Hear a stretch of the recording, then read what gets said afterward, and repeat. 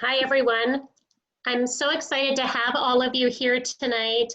The inspiration for this panel and the reason I was really excited about the idea of bringing it to you is that over the last several weeks since the COVID crisis has struck and a lot of changes have happened in the city and our lives, there have also been changes happening out on the streets. Beahafta operates an outreach van geared to provide essential supplies to people experiencing homelessness. And over the last few weeks, in order to ensure that we're meeting all of our safety protocols for our staff and for our participants to keep them safe, I've been going out following and observing the van quite a lot. And I have to tell you that what I've been seeing has actually been shocking. And I really wanted to put tonight's panel together so that we could really share with you what's going on out in the streets while we're all staying at home, staying safe.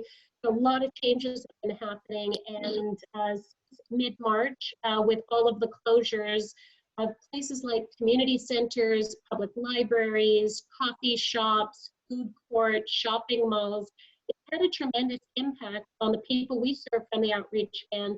And we've actually seen a tremendous increase in the number of people that we're serving, actually going from serving about 100 meals a night towards serving 300 meals per night. And the folks we're seeing well into the night are telling us that the meal we're serving at 10 o'clock at night is the first food they've had yet that day. So it's a crisis that's going on out there. And I know that since the crisis has been going on, members of the Beahafta community are incredible volunteers and people who have supported the organization have been calling and emailing saying, what can I do to help? And this panel is really to share with you what's going on firsthand from people who are on the ground working the front line and in the trenches, to tell you what Beahafta is doing to help during the crisis, and also to let you know what you can do to make a difference. So I'm really looking forward to tonight. We're going to start off with a video. You know, in my time in going out and observing the outreach van, one of the things that I've really noticed, and it's something that I've always noticed when I talk to some of the folks who are experiencing homelessness, and that is that I'm always struck by an incredible amount of resilience. A lot of people are really saddened by some of the sights that you're going to see in this video. And not that I think that people should ever be living this way in a city like Toronto. But I have to say, when you talk to these people, you can only feel inspired. What you see in them is an incredible strength, resourcefulness, and an ability to roll with the punches and never self-pity. So we'll look at the video now. So we're at Fort York, a historic site here in the city of Toronto. Right in front of us is the CN Tower. Underneath this bridge, as we speak, the outreach van is serving a group of tents in an encampment, hunkering down during COVID-19. Yeah, so we're just going to walk in here now and see folks underneath the bridge.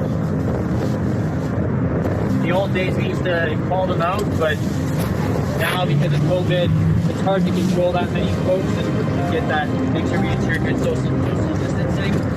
So now we're kind of walking food into them. Good, buddy? You can see the level of interaction that they have, the comfort and the rapport. Incredible to see. This is coming back down an alley from underneath one of the bridges over by Fort York. This is just another back alley underneath just another bridge. Our outreach workers are backing up the van and heading on to the next stop. Again, we're under another bridge. More tents, more people, just trying to survive.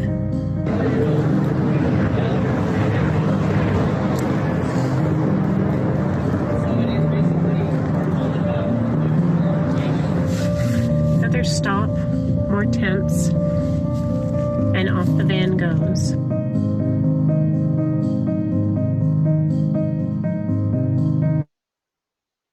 I think we had a little bit of technical difficulties.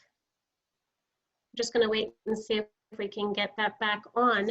But in the meantime, I think we'll move on and we'll get back to the video. So I thought it would be interesting for everybody to let us know what you think the facts are. So there's a lot of information that's been out in the media about how the city has made tremendous efforts to address the needs of the homeless population in Toronto.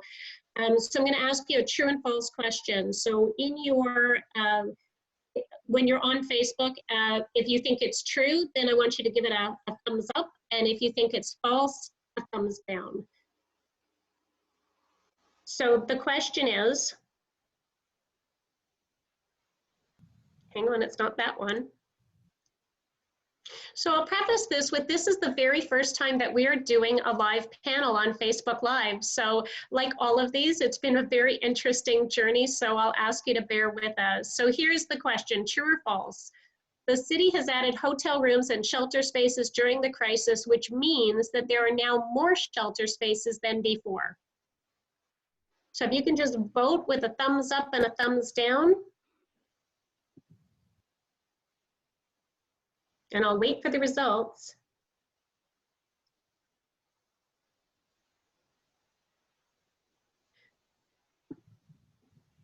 So it looks like the majority of people think that's a thumbs up. So let's see what the answer is.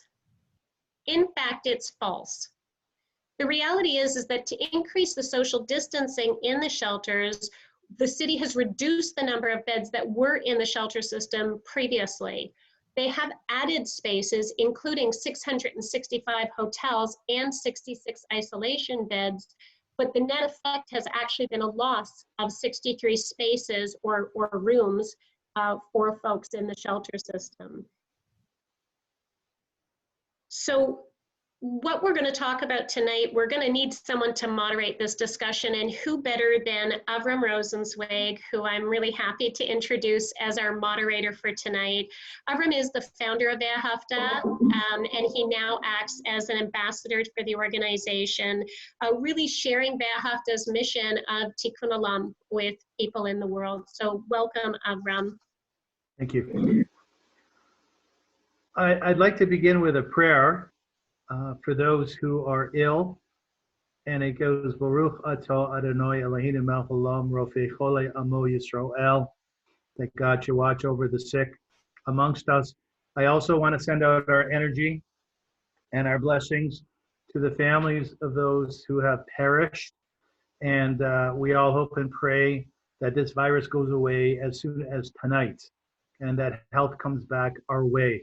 God bless all of those who have passed, all of those who have survived, and we should all be well.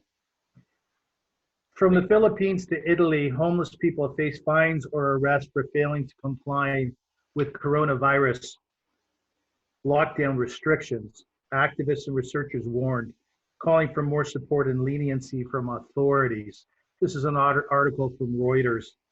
Governments around the world have been racing to house the estimated 1.8 billion people who are homeless or live in inadequate housing and are uniquely at risk of being infected and infecting others during this pandemic. 1.8. Now, when we drill down to our country, to our city, there are various different estimates as to how many people are living on or near the street. Basically, we go with a number which is close to 8,000 or 9,000. That could vary on a given season or a given night. But what we do know for sure is those individuals who are on the street this evening, as we are in the warmth of our home, thank God, are suffering a lot. We're suffering a lot. They don't have the ability to go to a place which is warm. All of those have locked down. They don't have the ability to take care of their hygiene. Those bathrooms and all those places where they went previously have been locked down, and that's a real problem. The reason why we're here tonight, why the Wehrhafta staff have put this together, is to highlight what is happening within this beautiful city of ours, this blessed city, this very wealthy city of ours, with individuals who are living outside there on this freezing cold night. So firstly, I want to thank everybody who's involved in this, Carrie, Robin, Brandon, Dahlia and Kelly, everybody who's on the panel tonight. It's a real honor for me to be part of it. And I'm delighted to have everybody join us. Apparently, we've gotten quite a response. What I would ask you, as Carrie just asked, is please, throughout the evening, ask questions, okay? Ask us questions, because you have experts on this show, individuals who are literally going out there every single night. They are our eyes, they are our ears to what is happening with those individuals whom we call homeless. We say those people who are living on or near the street. I want to start the evening off by introducing my colleague, Kelly Bouchard. How are you, Kelly?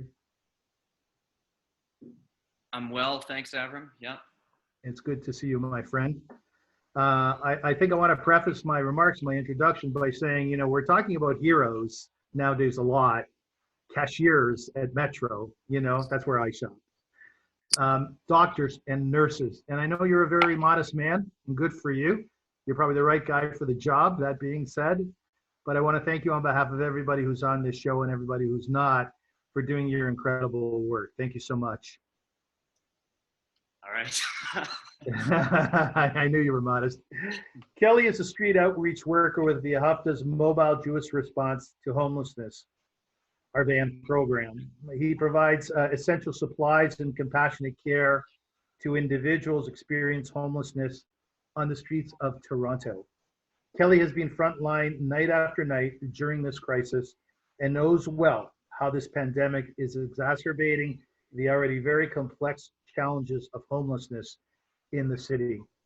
So Kelly, you go out every night around 6 o'clock, you're out there till midnight or a little bit past. What are you seeing out on the streets?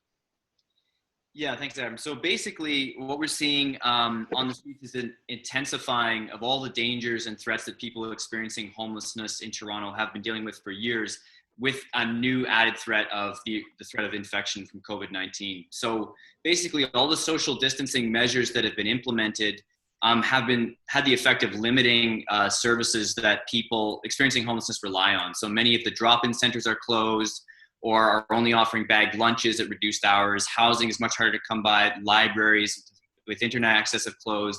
And even some of the more informal drop-in spaces that are McDonald's, Tim Hortons, and those sorts of places are closed. So what we're seeing is not only a limiting of access to resources that people rely on, but also just a lack of space that people can legally exist in now that the parks are closed as well. So basically, while these things are disproportionately affecting people experiencing homelessness, the social distancing and that, they're also not sufficient to protect them. So people are basically forced into a choice of either inhabiting overcrowded shelters where there's an increased risk of contracting COVID, or being on the street. And we're seeing a lot more people choosing, or because there aren't enough shelter beds, ending up on the streets as a result of that, and a lot more people who are a lot more desperate for things like food and clothing than we've ever seen before. So that's really the face of it. You see that every day. I remind the people who are viewing the show tonight, please send in your questions, and I will do my very best to forward them to the appropriate person. So you go out on the van, you're very well stocked, right? In the back, you have food, you have hot drinks. Yeah, we have food, clothing, harm reduction supplies. We also have resource lists. Yeah, and we try to be as well stocked as possible. It's a pretty big transit van that we go out in, and it's usually pretty darn full. So yeah. Give us a sense, a short sense of the route that you might take, where you will find people congregated, and are they staying close together, or are people living on the street managing to keep their distance? That varies. But basically, we have a very large catchment area. Essentially, we cover anywhere from Bloor to Lakeshore, and from the Don Valley all the way over to Dufferin Street. And we can see there's innumerable routes that we work depending on the night, because you can find people who are experiencing homelessness just about everywhere in the city. They're at almost every intersection and stuff. There's somebody within a few hundred feet of that intersection who's experiencing homelessness and who is there. So the route really varies. Sometimes people are alone. Sometimes people are grouped up. There's as many different configurations as there are people on the street. Carrie, our executive director, over the last few nights, you have heroically followed the Via Hafta van in your car, and I want to thank you for that as well. We know you have 6 kids at home, and it is a dangerous job. What's your perspective on the numbers out there, Carrie? Have they doubled? Have they tripled? So look, from our perspective, based on the number of people we're seeing at this time towards the end of April compared to what we were seeing just a month ago, the numbers look to us like they've doubled. When I talk to agencies that we partner with on the street agencies, they'll go as far as to say that the population of street homelessness has tripled. From what we had to shift the operations of the van at the beginning of the pandemic out of a concern for the health and safety of both the clients being served by the van and for our staff, where the van always had gone out with 4 volunteers and 2 outreach workers. At least recently had it shifted that model. We needed to cancel volunteer shifts on the 11th of March, and we shifted the van to serve primarily focused on individual people who are braving the outdoors, sleeping outdoors on their own, rather than going to heavily populated sites like shelters and safe injection sites where we would see 30 people. Now we were going individual to individual, where in the middle of March, we would see about 60 people in a night. There are nights now where we're seeing as many as 138 people in one night, where we were giving out about 100 meals, we were giving out 300.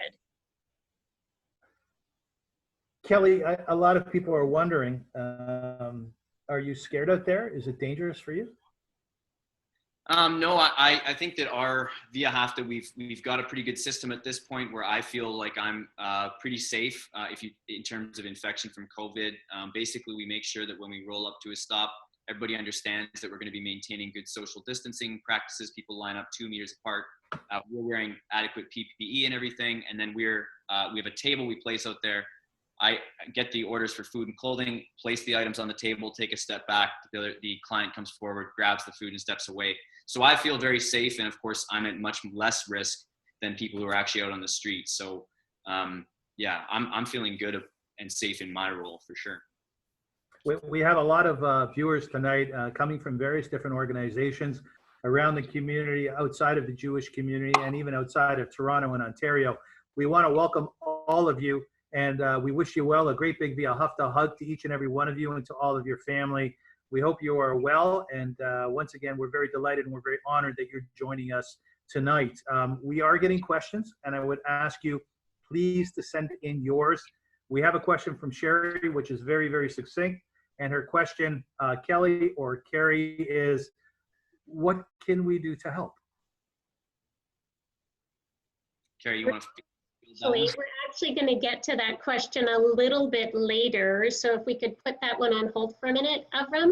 And we want to try to introduce our next video. We're going to try again and see if our technical difficulties have cleared up, which would be lovely. So these videos that we have are videos that we have shot ourselves on our cell phones, just to give you a view of what we see outside. This next video is actually an audio video, like an audio of an interview that was taken by one of our outreach workers, David, with a client, hearing about how the new realities of COVID have affected him directly. Keep your fingers crossed that it works. Fingers crossed.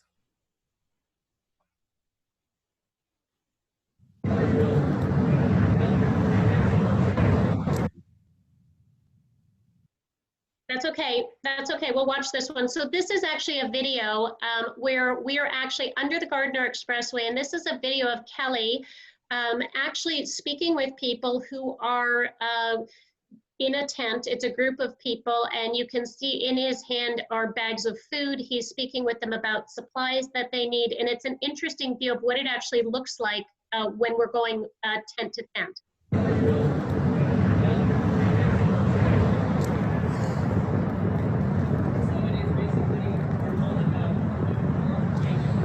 So this is Kelly in some of the encampments underneath the Gardiner. That's where we are right now. Kelly's going from tent to tent under this encampment, bringing food, harm reduction supplies, talking to folks, hearing about how they're weathering the storm. It's a bitter cold night tonight, and he's chatting with them and just showing the power of the relationship that he and all of our outreach workers have developed with the folks who are weathering this storm together. You can see how they're living, keeping warm, hunkering down. And this right in the shadow of a beautiful first world city called Toronto.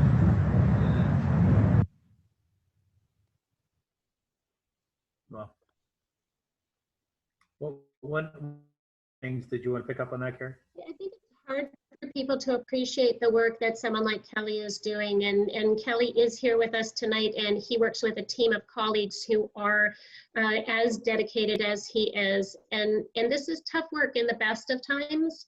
And right now to be doing it with gloves that need to be changed at every stop and a mask and all of the challenges of disinfecting the van and being aware of keeping himself safe and clients safe, it's particularly brutal. And where a few weeks ago before this crisis, Kelly would have stood at the van and opened up the van and folks would come out to him and ask for the things that they needed. Now he is going in with bags and walking well underneath the gardener to deliver this, to avoid having them congregate together and expose themselves to potential danger.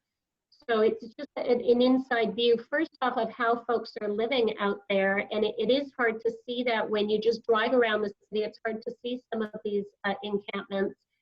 But also a testament to the hard work that needs to happen in order to reach out. And I think it's so meaningful to see the relationship that you have with them, Kelly, and how you're able to talk to them and hear what they need and the way they respond to you. It's really, truly an honor to watch your work. Thanks. Yeah, I mean, yeah, how much do you hate that? Yeah, I just hate it.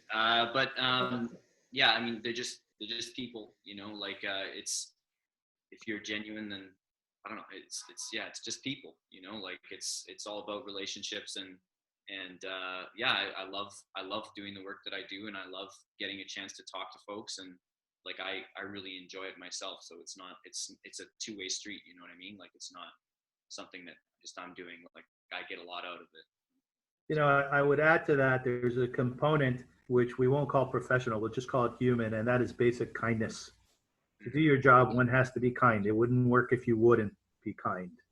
And I think what's happening now during the coronavirus is that you're seeing a proliferation of kindness out there. What always fascinated me, Kelly, was when you go out into the streets and you are, you know, elbow to elbow with individuals living there, you see an inordinate amount of resilience and kindness, one person directed toward the other.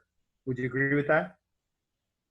Yeah, I think that's human nature. You know, I think when people are facing adversity, there's a tendency to band together and to work together and try to help the other person out. And we do see that a lot. People will often grab food for a friend who's not going to be there, or ask for something for somebody else who's not there, or sometimes pass on stuff. You know, I don't need 2 sandwiches, like make sure somebody else gets them and stuff like that. So yeah, I think that yeah, human beings are resilient, and they've always been that way on the street, and COVID is just yet another stressor that people are dealing with, and they're for the most part dealing with it with remarkable grace and yeah.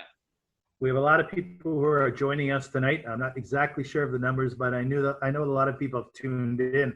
And for us, that's a very exciting and positive thing, because it's reflective of the humanity that exists within our community. When I say community, I don't only mean the Jewish community. We have some people who have asked questions, and I would encourage others to do so. Benjamin, I'll ask you 2 questions, and Kelly or Carrie, you can pick up on this. Benjamin asked the question is, how many people experience homelessness today are first-timers, are out there for the first time? Whether you know the exact number or not, what's your sense? And Matthew wants to know, what is the city doing to increase beds? Kelly, if you want to speak to how many are first-timers, you would have a better sense of that. I'm not sure exactly what the context of the question is. If they're talking about first-timers as a result of losing their jobs or something like that because of COVID, I can speak to that. I can say that I have met, to my knowledge, at least a handful of people who have recently lost their jobs and found themselves recently on the street as a result of, you know, the social distancing measures that we've taken. People who, you know, even if there is government funding available, a lot of people are working under the table and stuff like that. There's no security for those types of folks. So when they're out of a job, they're out of a paycheck to pay for rent. And so they end up on the street. So I can speak to that. And then in terms of how many people are sort of just generally throughout the year, like experiencing homelessness for the first time, I don't know the exact numbers on that, but there's sort of like a population of folks who are sort of what we call chronically homeless, been on the streets for a number of years. And then there are people who kind of move through, you know, are homeless for a short period of time and then move on. I don't know the exact numbers, but both those things are happening at the same time. Carry the beds in the city. In terms of answering the question about the city, as we mentioned in our true and false question, the city has, I think, in fairness, I think that the city has moved at a tremendous pace, which is very difficult at the scale of a city, to create social distancing within the shelter system, introducing hotel rooms. Reality is that we had a crisis in our shelter system and in the homeless system for many, many years, long before COVID. What COVID and a pandemic bring to light is how bad that crisis is and that it can't go on. So the city has created very recently, they just announced it this week, that they're rolling out a rapid housing and a temporary housing arrangement specifically geared to the population that our van serves, which are street homeless or rough sleepers. And that's going to be rolling out next week.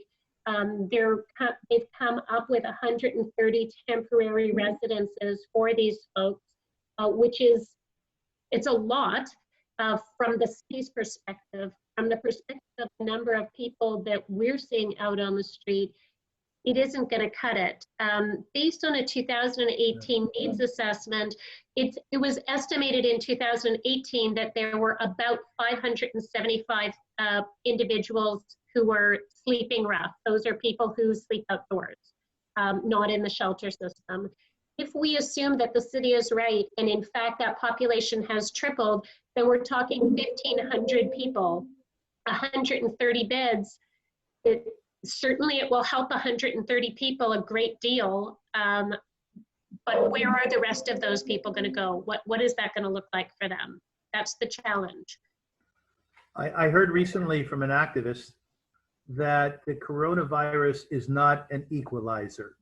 It was a very interesting comment that he made, because so many of us would think rich, poor, we're all in this together. And Kelly's shaking his head, and rightfully so, because the truth of the matter is, ask activists on the street, people who are out there helping the homeless and near homeless, what it's like for them versus for we who are inside, and they'll tell you it's much, much worse. Now, you may argue, you know, don't put measurements on these things, suffering is suffering.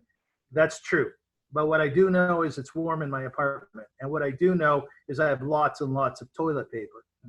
And what I do know, there's plenty of food in my fridge. And thank God my son is healthy and well. Not everybody on the street can say that. So what I would like to ask you tonight, those of you who have tuned in to this incredible show that my colleagues have put together about the homeless and the near homeless living in Toronto on the streets, and our colleagues who are working arduously to make their lives better, I want you to think, please, about how you can help. Somebody asked an excellent question before. And one of the ways you can help is by giving tzedakah. It's by giving charity. And I understand that these are difficult times for everybody. I appreciate that. But interestingly, Judaism says, no matter where you're at economically, always take from your dime 1 penny. Take from your dollar 10 cents. Help others. Why? Because indeed, humankind is a community.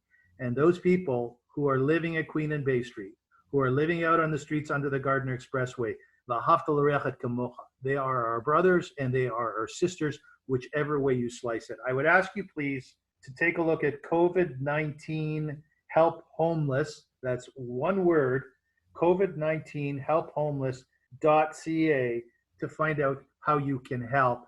If you can give tzedakah, if you can give charity, we'll be very grateful. If you can create some sort of charity program whereby you can help that way, well, that's fantastic as well. But please think very, very carefully. You know, in good times, it can be an effort to give charity, tzedakah, but think about it. In rough times like this, imagine how much more you can help by giving away some of your resources.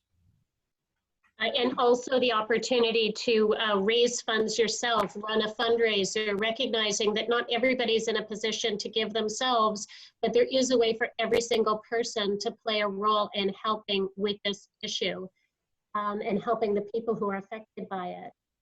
I want to segue into our next video. This was the one that I introduced before. We'll try and get it up correctly now this time. So in this interview, this is actually one of the van clients speaking about his experience and what the impact of the closures and things have been on his experience and how he manages during this time. This is a very brief interview with a client, and we're just going to check in and see what has changed for him. Yeah, so we started to lose all the places where we could sit down, like food courts, Tim Hortons, coffee shops. And then we started to lose all the bathrooms too. And then when the city started to shut down the parks, that became even more difficult to find anywhere to just exist during the day. It's been a big help, especially I just count on you guys like every night. If other things fell through that day, or there's certain days where there's not much happening as far as food availability, then I know you guys are gonna come around, you know, around 8 o'clock or whatever every night.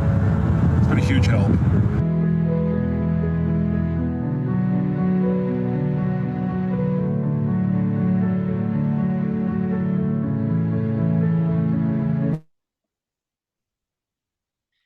Gives a little bit of insight into how somebody who is being rough and experiencing homelessness on the streets experiences it.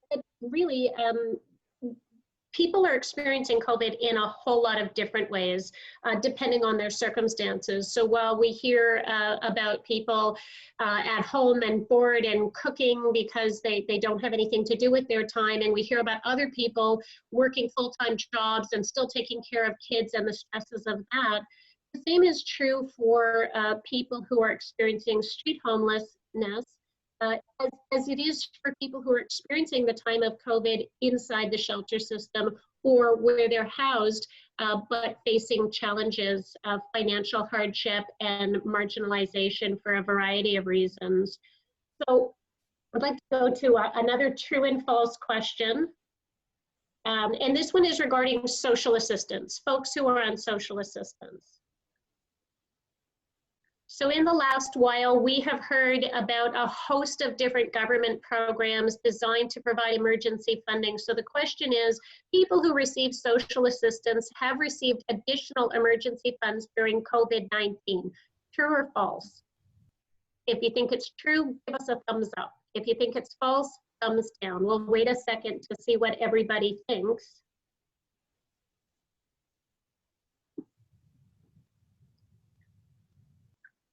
Okay, so it looks like the trues have it. So we'll see what, you're right, it's true. It's true. In addition to the base amount of $743 a month that's currently provided through Ontario Works, which is social assistance, recipients are eligible for a one-time additional benefit of exactly $100. Just for context, the average rent for a one-bedroom apartment in Toronto is $2,200 a month.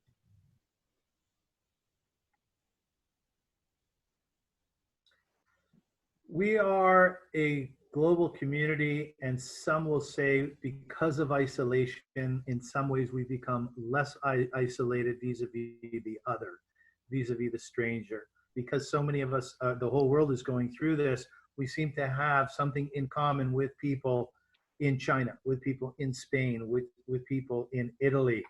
One often wonders, okay, we have a terrible homeless situation here in Toronto, once again, one of the wealthiest cities in the world.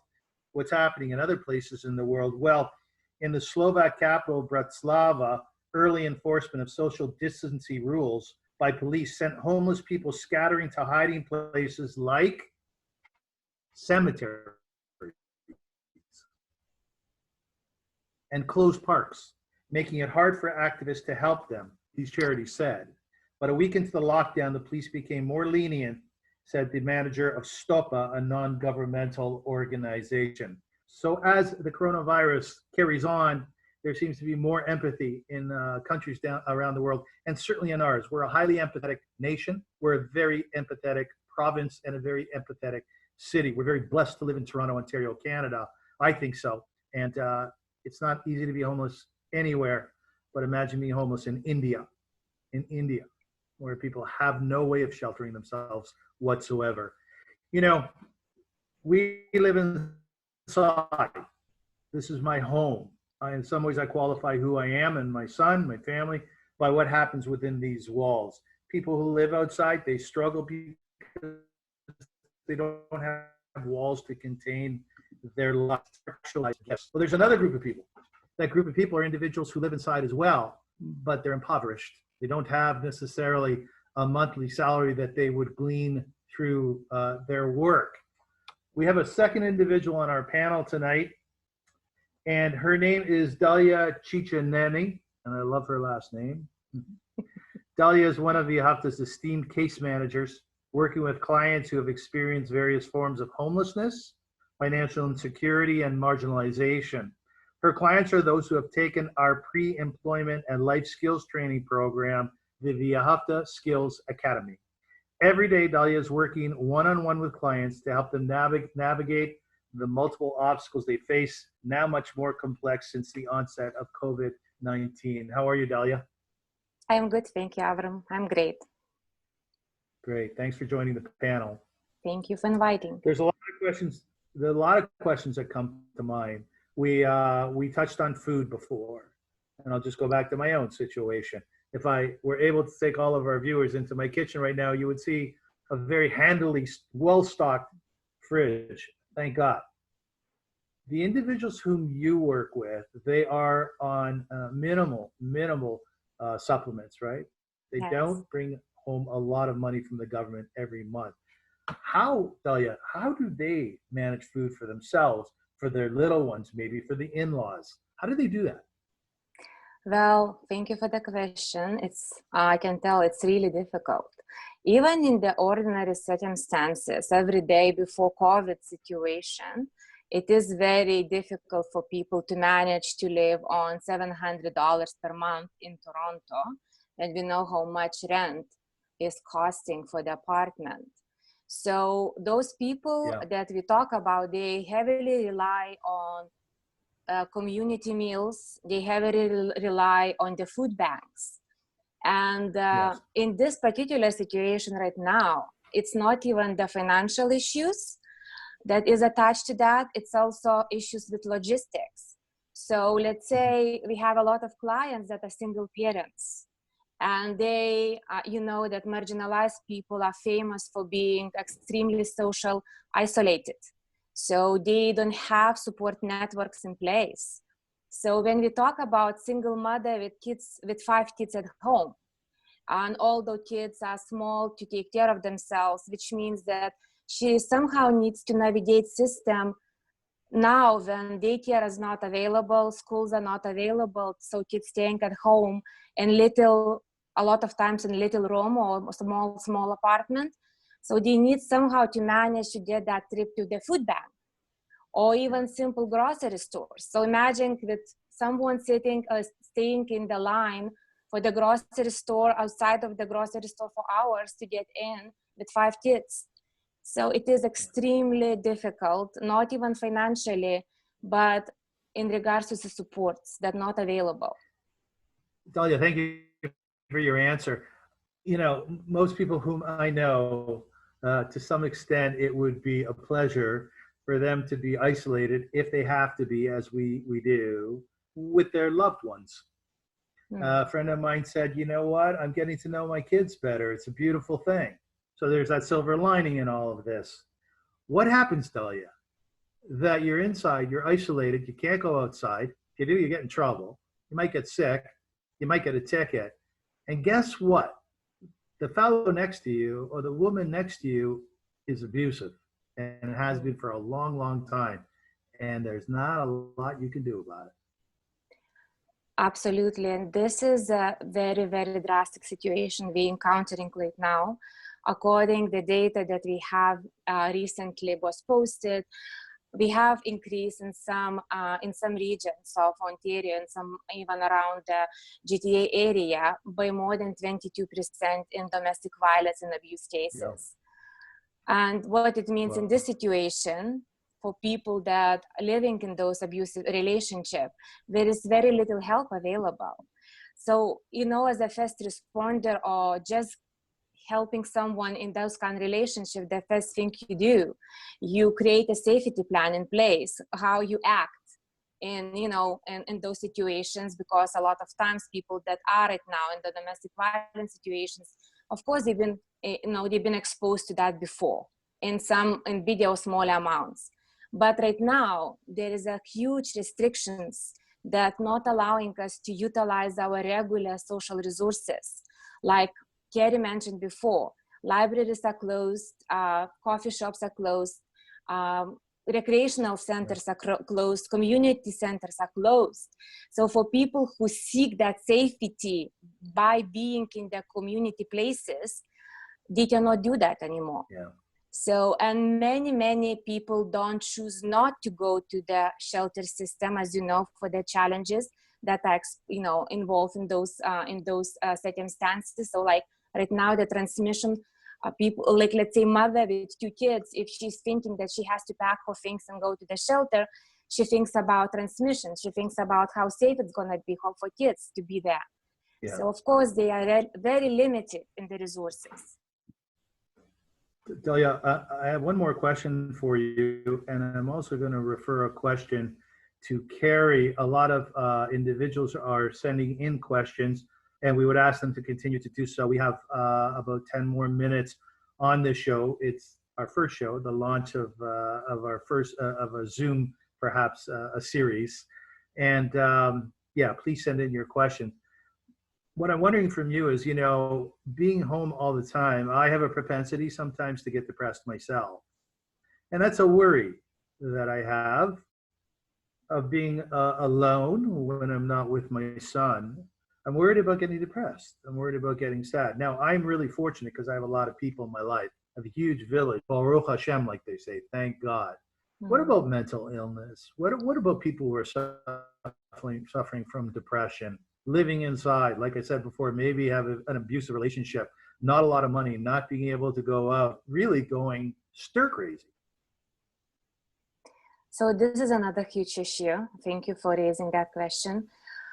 This is a huge issue with mental health, and especially when we're talking about people who already are very vulnerable and coming from the marginalized backgrounds.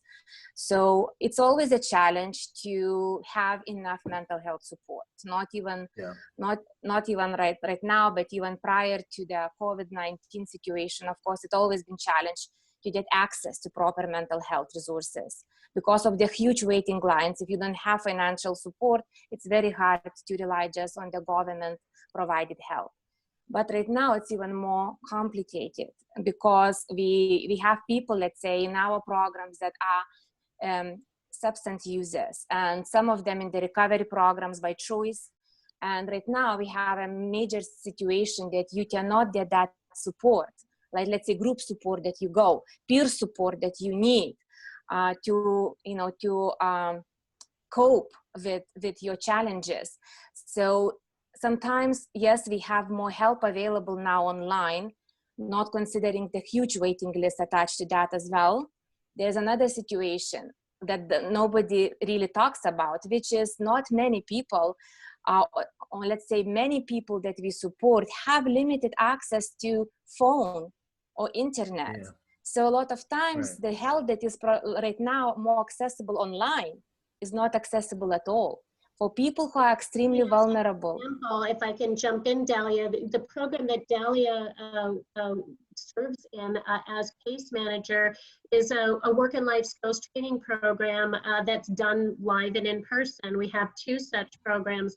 These are folks who having overcome tremendous obstacles, have come to a point where they've said, I'm ready to make significant changes in my life, to move my life forward, whether it's pursuing further education or looking at employment and skills training. And they were in the program for about, I think it was 4 weeks when everything got shut down.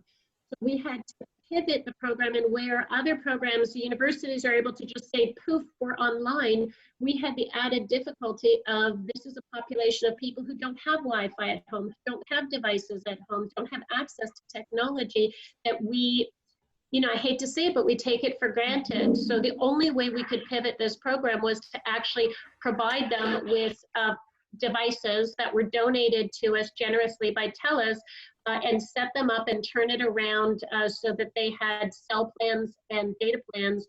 The program is able to operate, and I'm really excited to say that the programs are actually graduating tomorrow. All of the participants who started in person at the beginning of this session will be graduating, which is an incredible testament to Talia and her colleagues in our training programs.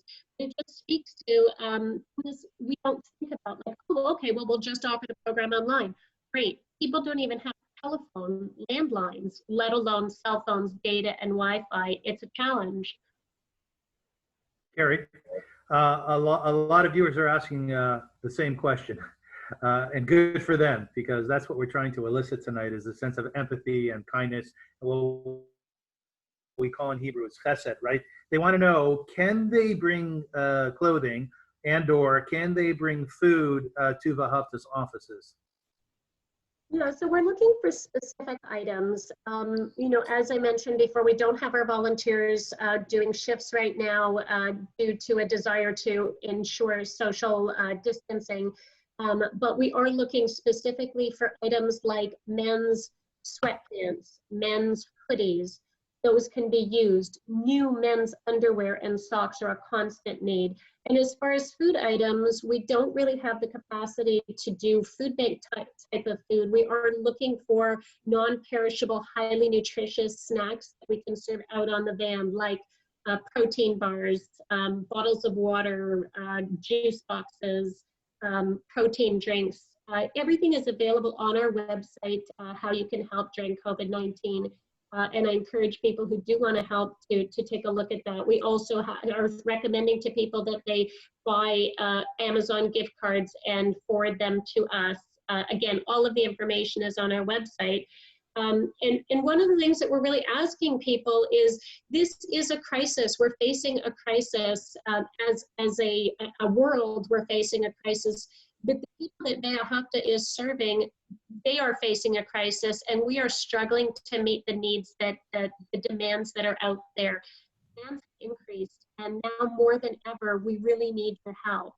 We are incredibly fortunate that we have had some incredibly dedicated donors step forward, and between now and May 15th, every donation will be matched up to $100,000. So again, we recognize that not everybody is in a position to donate. We hope that if you are in a position to donate, that you will be able to give whatever you're able to give. And even for people who aren't able to donate, we are asking you to do what you can do. Run a fundraiser on our behalf, whether it's through Facebook or through our crowd change platform. Everything is available again on our website at covid19helphomeless.ca. And we're really hoping that you will feel this call and compelled to do what you can, whether it's $5 or whether it's more than that. Every bit helps. Every bit makes a difference in the lives of people who are really facing these challenges. I'd like to go back for a second, if I can. We do have our technical issues straightened out, and I'd love to share this video with you, which is a series of clips of the van back out in action. And you know, I just really want to say that what this video shows is it gives you a view of where people are living and spending their time. It shows tents set up in our beautiful city, then in places that are surprising, and it shows our outreach workers going into encampments. And you know, again, I hear a lot of people say, oh, that's so depressing and that's so sad. And I just want to frame this for you to look at it through the lens of inspiration. You know, these are people who are having to cope in unbelievably challenging circumstances.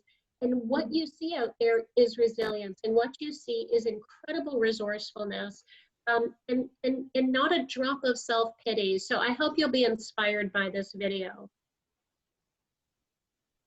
So we're at Fort York, a historic site here in the city of Toronto. Right in front of us is the CN Tower. Underneath this bridge, as we speak, the outreach van is serving a group of tents in an encampment, hunkering down during COVID-19. Yeah, so we're just gonna walk in here now and see folks underneath the bridge. In the old days, we used to call them out, but now because of COVID, it's hard to control that many folks and get that, make sure we ensure good social distancing. So now we're kind of just walking food into them. Good, buddy? You can see the level of interaction that they have, the comfort and the rapport. It's incredible to see. This is coming back down an alley from underneath one of the bridges over by Fort York. This is just another back alley underneath just another bridge. Our outreach workers are backing up the van and heading on to the next stop. Again, we're under another bridge. More tents, more people, just trying to survive.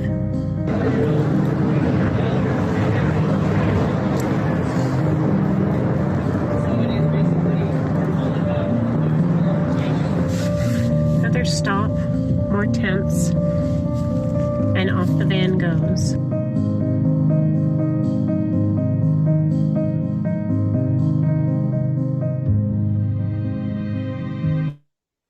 You know, the video looks like it's from another time and another place. Don't you find that?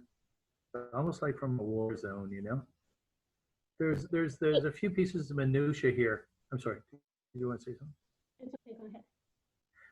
There's a few pieces here that I think we have to talk about before we wrap up, as people are wondering, and as they should. Kelly, the shelter system.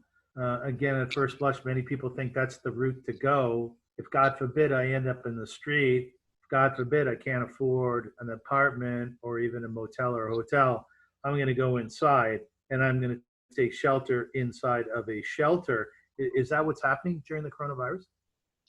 Well, first of all, the shelter system has been inadequate for a long time now. I mean, the last numbers we had, which are likely quite low, quite frankly, was around 8,800 people experiencing homelessness in Toronto, and the shelter system was running at a capacity of around 7,100 or something. So there was never enough space for people. And now, as Carrie pointed out during that little true and false thing, we've actually seen a reduction of those beds as a result of social distancing measures. So the reality is, if you were to find yourself on the, God forbid, on the street tomorrow, you likely wouldn't get a shelter bed, you know?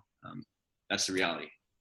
And there's also the number of people that we suspect that the growth in the population of rough sleepers is attributed to people who were afraid in the shelter system. You know, while I said that the city did take tremendous measures to create greater social distancing, it took a while to roll out, by which time a lot of people made the decision to say, I'm out of here, this is dangerous, I'm gonna get sick. And rightfully so. We know today that there are over 100 cases in the shelter system. In one shelter that houses about 200 people, there are over 60 cases today. So folks were right to have the concern for their health and safety to leave the shelter system.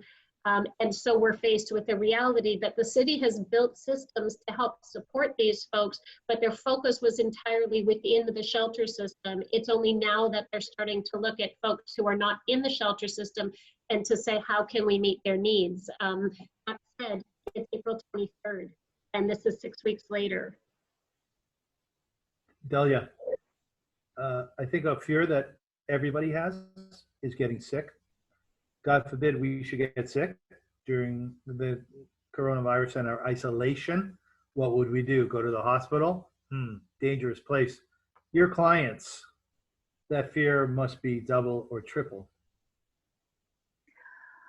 Yeah, absolutely. There are so many different challenges with shelter system itself, and we have families that, let's say, people who are also participants of our programs and alumni people who do use the shelter system for the family, which is a little bit different maybe in regards. However, the challenge that we have right now is that we have 5 people living in small room with super enforcement restrictions in place. So they're not allowed to leave the room, because of the transmission. So and for the security reasons. So they have to stay, imagine staying 24/7 in crowded room with 5 people.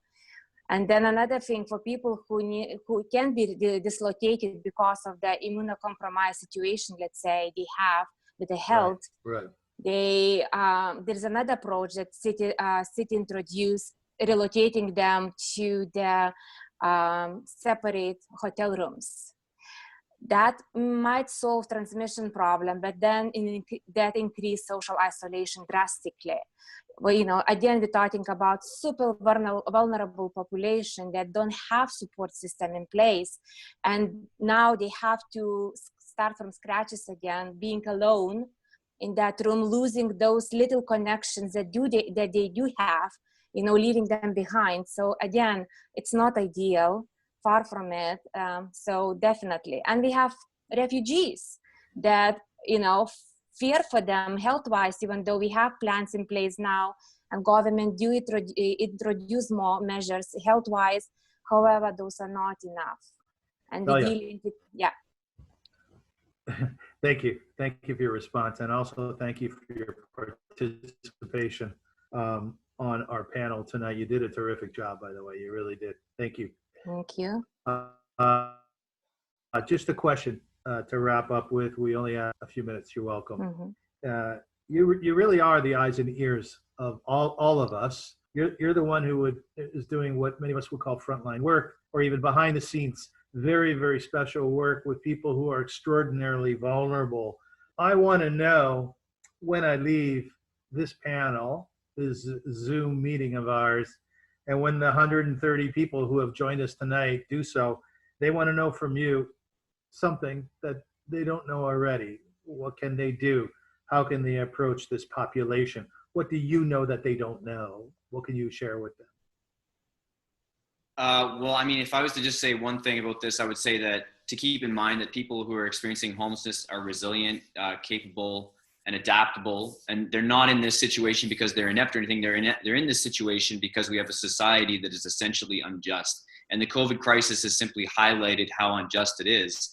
And we all have an ethical duty to respond not only to the immediate needs of these folks, but also in the future to make sure that we solve these housing crises, et cetera. So that's what I would want to leave people with. Thank you. Dalia, what are the thoughts you'd like to leave our viewers with? I really want to second Kelly with that, and just want to for people to be aware that if emergency situations are dreadful for everyone in society, they are much more horrible for people from the marginalized backgrounds, much more difficult. Thank you. Carrie. So for me, what I'd really love people to leave with is, recognizing that this is a tremendous problem. This is a problem that Beahafta is working really hard to meet the demands that exist out there, the regular demands every day, and the demands that have increased because of this health crisis.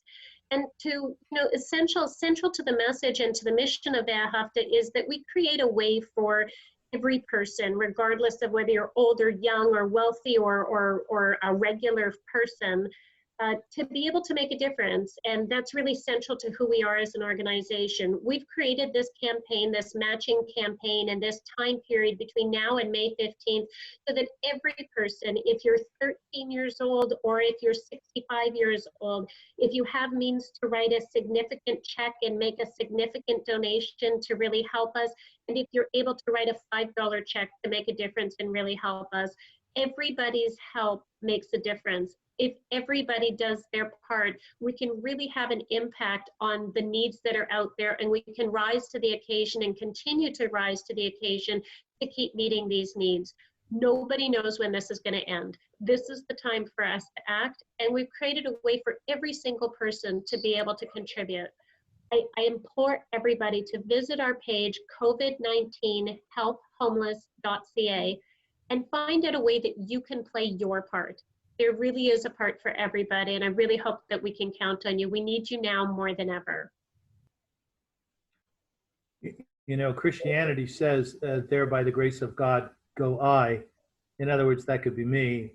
Judaism says, I think 39 times in the Torah, one should be conscious, should be aware of, should be cognizant of the stranger amongst us. Who is the stranger? Well, the stranger is somebody who is imposed upon, somebody who is at the other end of an unjust system, as Kelly said before, somebody who has mental illness and unfortunately can't control all aspects of their life, someone who's having a very, very difficult time and may not have community around them. I think what we're trying to achieve through this show tonight and through really the existence of the Ahavta is to raise our own empathy, our own consciousness, our own awareness of our neighbor. One should love our brother and sisters, we love ourselves. And we're trying to raise the empathy and the consciousness level of you, all the people within our community, within our province, within our country, and quite frankly, within the world in which we live. We are so incredibly blessed to be viewers of this show, not to be subjects of this show. We are very, very blessed to have what we have, which is getting us through so far, thank God, and not to have as little as our brothers and sisters have who live under the Gardner Expressway. They're in trouble. They really are. We're in trouble, just a little bit less. And therefore, I would ask you please to step up and do what you can through Via Hafta, through other organizations who are helping those who are impoverished, but do something. If you can bring some clothing to Via Hafta, then please do it. If you can do a charitable program through your house, and it would be very interesting, be creative about it, then please do it. I want to end our show in the way that I began, by making a blessing, which we say 3 times a day in the synagogue, and it's asking God to repair our world and to make us partners in it, to bring a refuah, a cure to the coronavirus. I would say part of that cure is kindness, is decency, is chesed, and that we can control. Baruch atah Adonai Eloheinu melech haolam rofei cholei amo Yisrael. Thank you for joining us, and please note that this is archived, it is recorded, and you can share it with others. Please do so. God bless. God bless those who are living on the streets of Toronto and the streets all over the world. Good night. Thank you.